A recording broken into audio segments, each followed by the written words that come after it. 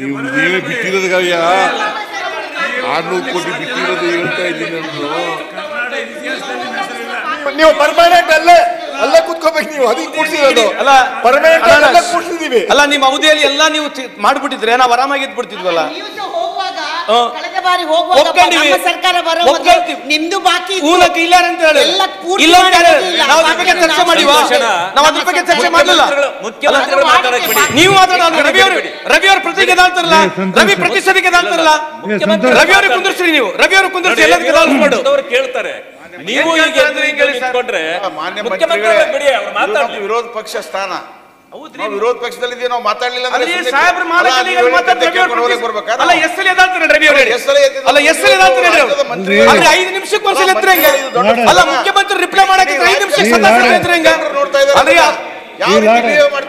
ಅಲ್ರಿ 5 ನಿಮಿಷಕ್ಕೆ ಎದ್ರ ಹೆಂಗ್ರಿ ಮುಖ್ಯಮಂತ್ರಿ ಮಾತಾಡ್ಕೊಡಂಗ್ರೆ ಕೆಲಸನ ದಯವಿಟ್ಟು ಸಭಾಪತಿಗಳು ಬಿಟ್ಬಿಡಿ ಆ ಕೆಲಸ. ನೀವು ಅದನ್ನ ಅವ್ರಿಗೆ ರವಿ ಅವ್ರಿಗೆ ಹೇಳಿಲ್ಲ ಮತ್ತೆ ಅಲ್ಲಲ್ಲ ಅದನ್ನೇ ಹೇಳ್ತಾರೆ. ರವಿ ಸಾಹೇಬ್ರಿಗೆ ಹೇಳ್ರಿ, ರವಿ ಸಭಾಪತಿಗಳು ನೋಡ್ಕೊಳ್ತಾರೆ. ಈಗ ನಾವು ಮುಖ್ಯಮಂತ್ರಿಗಳು ಏನ್ ಹೇಳ್ತಾರೋ ಕೇಳ್ತಿದೀವಿ. 5 ರೂಪಾಯಿ ಯಾರು ಕೊಟ್ಟಿದಂದ್ರು, ಇಲ್ಲ 5 ರೂಪಾಯಿ ಏರಿಸ್ತೀರಿ, ಇಲ್ಲ 5 ರೂಪಾಯಿ ಕೊಡ್ತೀರಿ. ಅದು ಏನ್ ದೊಡ್ಡ ವಿಷಯ?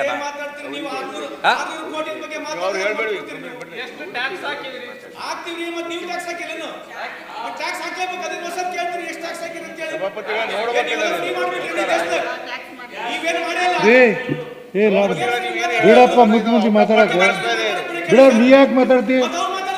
ಅಲ್ಲ, ಇದು ಔಟ್ ಆಫ್ ಮಂತ್ರಿ ಹೇಳ್ರಿ ಅವ್ರಿಗೆ.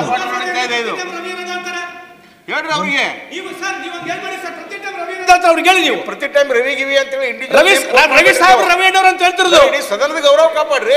ನೀವು ಅಲ್ಲ ಸರ್, ಅವರೇ ಕಾಪಾಡೋದು. ಮಾನ್ಯ ಮುಖ್ಯಮಂತ್ರಿ ಮಾತಾಡಿಕೊಡಲ್ಲ, ಮಾನ್ಯ ಮುಖ್ಯಮಂತ್ರಿ ಮಾತಾಡಿಕೊಡಲ್ಲ, ಅವರು ಮುಖ್ಯಮಂತ್ರಿ ಮಾತಾಡಿಕೊಡಲ್ಲ. ಪ್ರತಿ ಟೈಮ್ ಮಾನ್ಯ ಸಭಾಪತಿ ಯಾರನ್ನೇ ಆಗ್ಲಿ ಕುಳಿಸ್ಲಿಕ್ಕೆ ಅಧಿಕಾರ ಅದು ತಮಗೆ ಕೇಳುದಿಲ್ಲ. ಕೇಳ್ಬೇಕಲ್ಲ. ನನಗೆ ಮೊನ್ನೆ ಏನೋ ಒಂದು ಪತ್ರಿಕೆಯಲ್ಲಿ ನೋಡಿದೆ, ಸಂತೋಷ್ ಅವರು ಮುಖ್ಯಮಂತ್ರಿ ಆಗ್ಬಿಟ್ರೆ ಬಹಳ ಚೆನ್ನಾಗಿರ್ತದೆ ಅಂತ ಎಲ್ಲೋ ಹಾಕಿದ್ರು. ಸೊ ಒಂದು ಸಮಯ ತಾವು ಆಗ್ಬಿಟ್ರೆ ಬಹಳ ಸಂತೋಷ ಸರ್. ಅವಾಗ ಉತ್ತರ ನಾವು ಬಹಳ ಚೆನ್ನಾಗಿ ಪಡ್ಕೊಳ್ಳೋದು.